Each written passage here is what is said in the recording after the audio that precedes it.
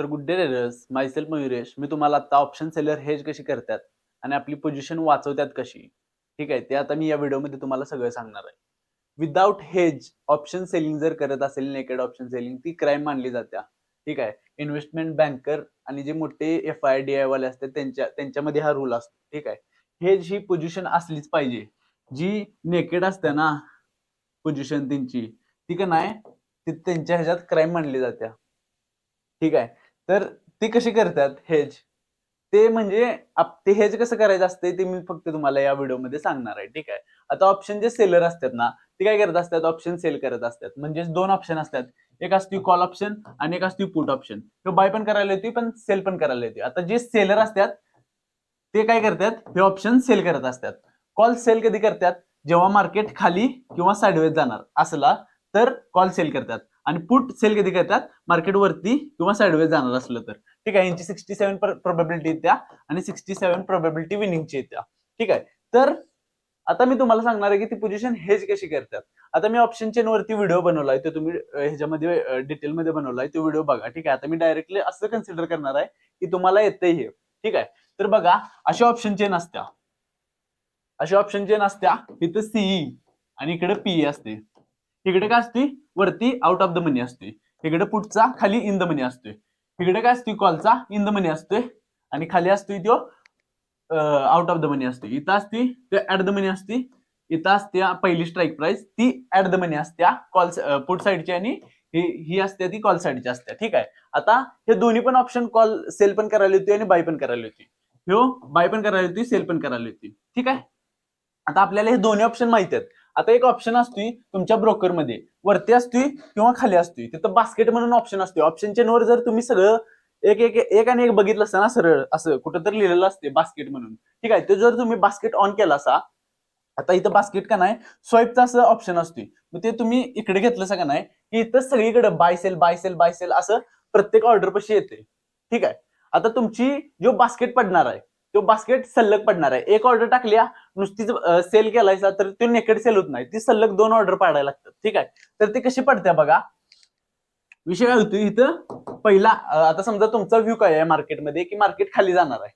Market काय करणार आहे, खाली जाणार आहे. खाली मग तुम्ही काय करतायसा, सेल करतायसा. हे कसं करताय हे सांगा लागलोय मी. आता समजा तुम्ही कन्सिडर करा की तुम्ही ऍट द मनीचा काय केलायसा, कॉल सेल केलायसा.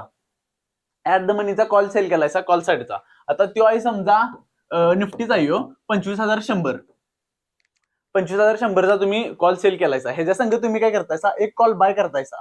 पण जो कॉल हे केलायसा ना, सेल केलायसा, त्याच्यापेक्षा स्वस्तातला 4 स्ट्राईक प्राइस खाली कॉल मधलाच, 4 स्ट्राईक प्राइस खाली इकडे आउट ऑफ द मनी मध्ये, आउट ऑफ द मनी मध्ये काय करतायसा, बाय करून ठेवतायसा. आता समजा ह्यो कॉल जो सेल केलायसा तो होता तुमचा 100 रुपयाला, 100 रुपयाला होता.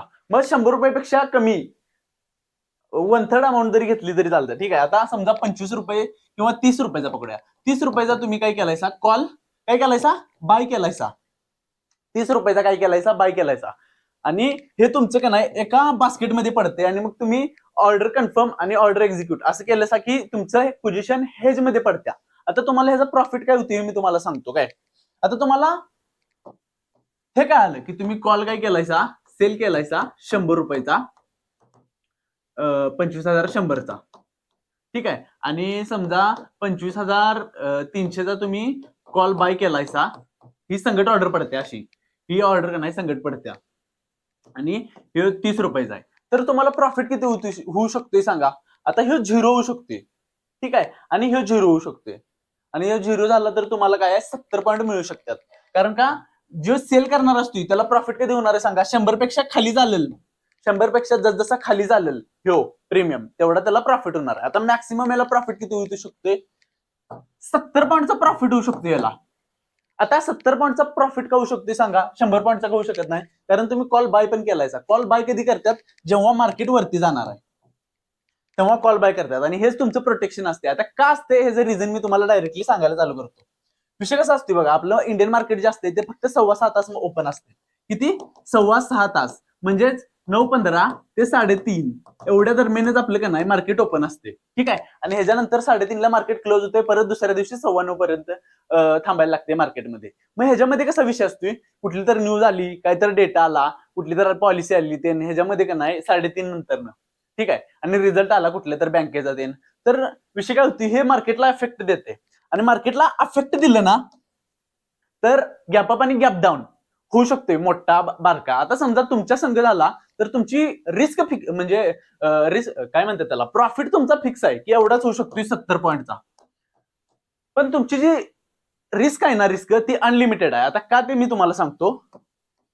तुम्ही कॉल केलाय काय सेल, जो कॉल सेल केलायसा ना, तो किती बी जर समजा मार्केट गॅप अप झालं, मार्केट काय झालं, डेटा चांगला आला आपला पॉलिसीचा रेपो रेट कटले मग काय विषय होती, मार्केटला अफेक्ट देते. आणि हे जो तुम्ही कॉल सेल केलायसा, ह्यो किती पण होऊ शकतोय. ह्यो का नाही 200 300 किती पण 400 500 किती पण होऊ शकतोय.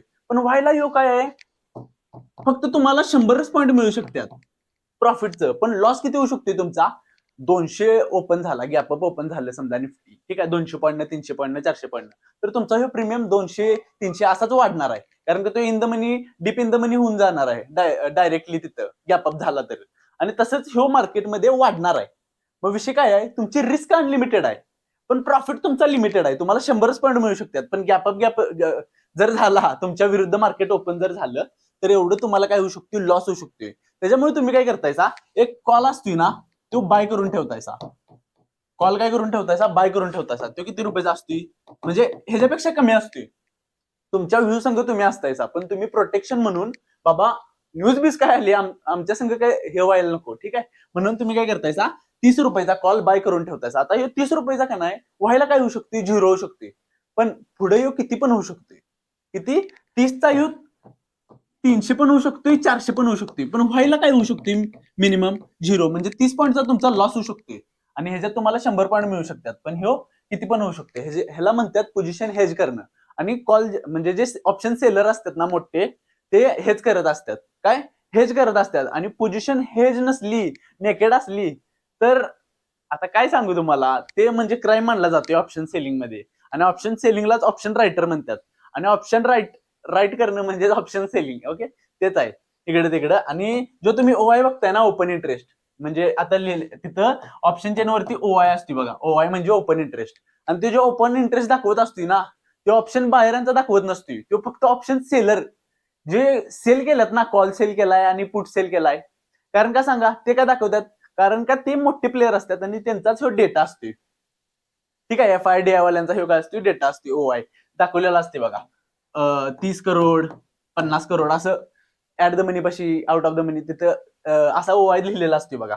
तोच त्यांचा काय असतो, ऑप्शन जे सेल केला त्यांचा डेटा असतो.